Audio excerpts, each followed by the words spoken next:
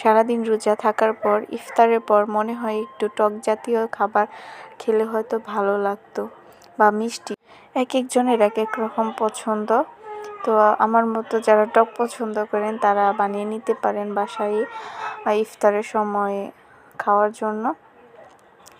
তো আমি এখানে নিয়েছি মরিচ আর ধনেপাতা, আর আপনারা এক একজনে হয়তো এক এক নামে পরিচিত এই ফলটার। এটা ফল আমরা বলে থাকি তুত ফল। আপনারা কি বলে থাকেন সেটাও কমেন্টে জানাবেন। তো আমি এখানে অনেকগুলো তুত ফল গাছের থেকে পেরে নিয়েছি। তো আমার সাথে আমার ননদরা অনেক হেল্প করেছে। আমি সবগুলোই তুত ফল একত্রে করে ধুয়ে নিলাম, মরিচ তারপরে ধনেপাতা সহ। এবার আমি ধনেপাতা আর মরিচগুলো একটু লবণ দিয়ে মেখে নেব, হাতের সাহায্যে এভাবে ডলে নেব। এভাবে সবাই বানিয়ে খেতে পারেন।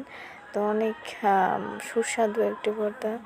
আর দেখুন কালারগুলো দেখলে জিভে জল এসে পড়ে।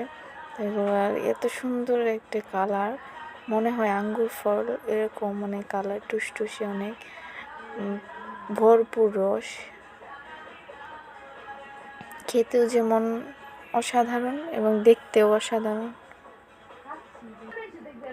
এবার মাখামাখি করে তারপরে খাওয়ার জন্য রেডি হচ্ছে সবাই। সবাইকে রমজানের শুভেচ্ছা। সবাই 30টা রোজা রাখার চেষ্টা করবেন। সবাই ভালো থাকবেন। আসসালামু আলাইকুম।